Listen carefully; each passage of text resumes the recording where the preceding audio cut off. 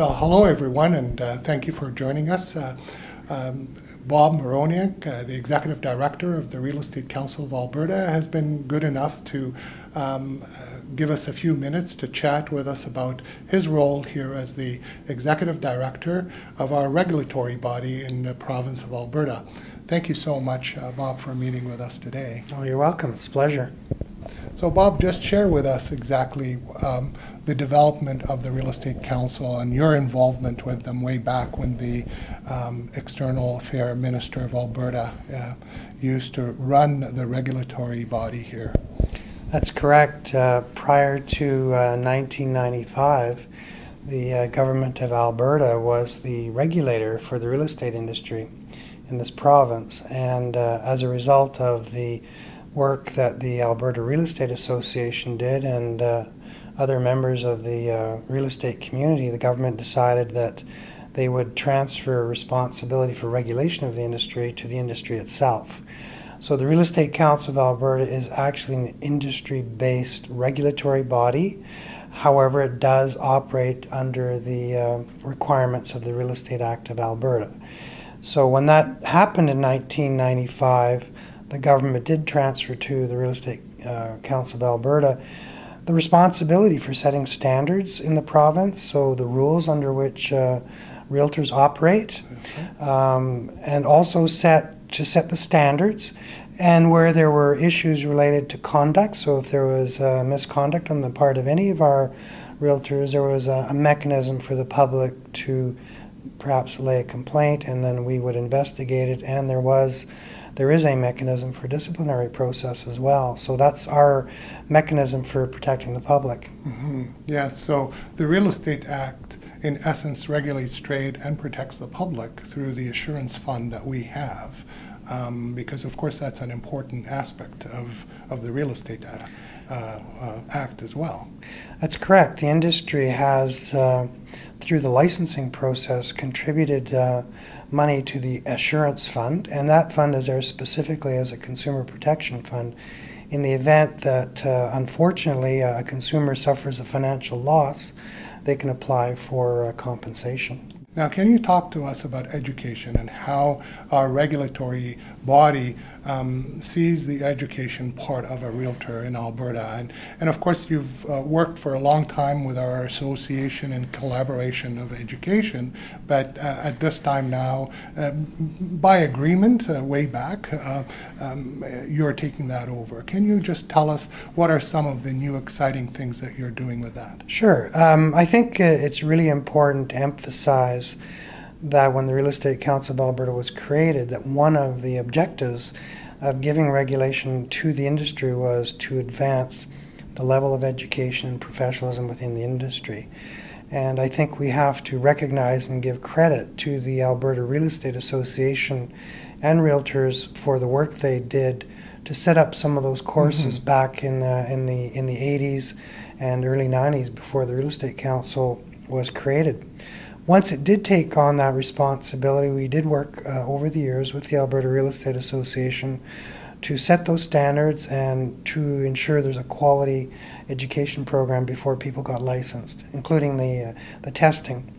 In recent years, the Real Estate Council of Alberta has worked with AREA to transfer that responsibility from the Alberta Real Estate Association to the Council. A number of years ago, we adopted a program which we would call our core real estate program. It's the fundamentals of real estate, and that's a course that everybody takes before they get licensed. The Alberta Real Estate Association continues to teach in the area of practice, the practice of residential real estate, commercial real estate, and farm and ranch. However, as we've worked with the association in recent years, those responsibilities will be transferred to the Real Estate Council over the next few years. Yes, and you're also working with the Appraisal Institute and working with the property managers as well to regulate their industry as well, which is really real estate.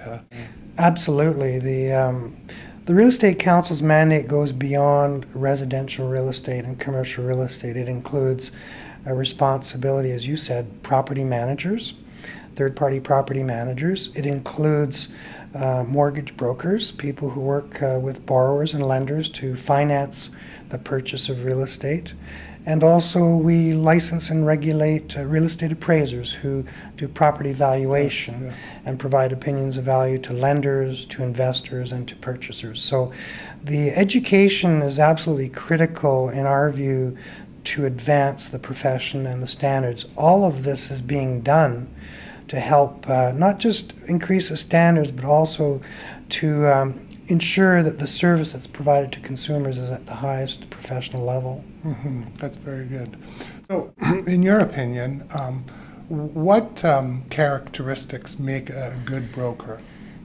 Well, a broker is somebody who's responsible for the operations of a brokerage, the company that consumers deal with. And I think there's a number of really sort of basic things that a good broker does. And one is that a broker understands the business. So they have themselves experience in real estate, and they understand exactly what takes place when their associates work with the public. So having a good understanding and also being able to assist their associates, the members of their firm, should issues arise. It may be as simple as advice. Mm-hmm. An associate may have a question as to how they should handle a particular matter, or there may be issues with other brokerages in the process. That's right. And that broker is really there to support their associates and deal with others where their problems might exist. And I think probably the other, from a real estate counsel perspective, what we would like to see is the brokers ensure that when they are practicing real estate, that their associates are doing that in accordance with the standards that we've set and the rules that we've set. So really the broker is there to oversee the overall operations of the company. Brokers have a huge responsibility. They are, in my opinion, one of the largest risk takers ever, because they really do not know who's out there doing what, but they should know under the Act, and it is very important. How do you reconcile that in terms of the reality of the world out there?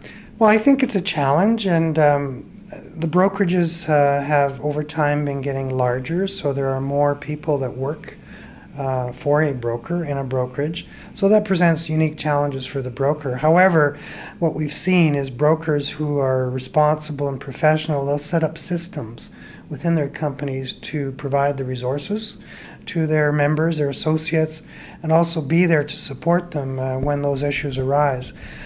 I would agree with you that brokers are absolutely fundamental, and at the Real Estate Council we see them as leaders because they see what's transpiring in the industry and the trends and the issues that they have to respond to, and our view is that it is ultimately the brokers who are going to be the most effective in terms of transformation and leading change where that needs to take place. So we put a lot of reliance and responsibilities on brokers in Alberta. Mm-hmm. Yeah. Well, thank you so much for taking the time and chatting with us. It's delightful. My pleasure, Camille. Ladies and gentlemen, Bob Myroniuk of the Real Estate Council of Alberta. Thank you.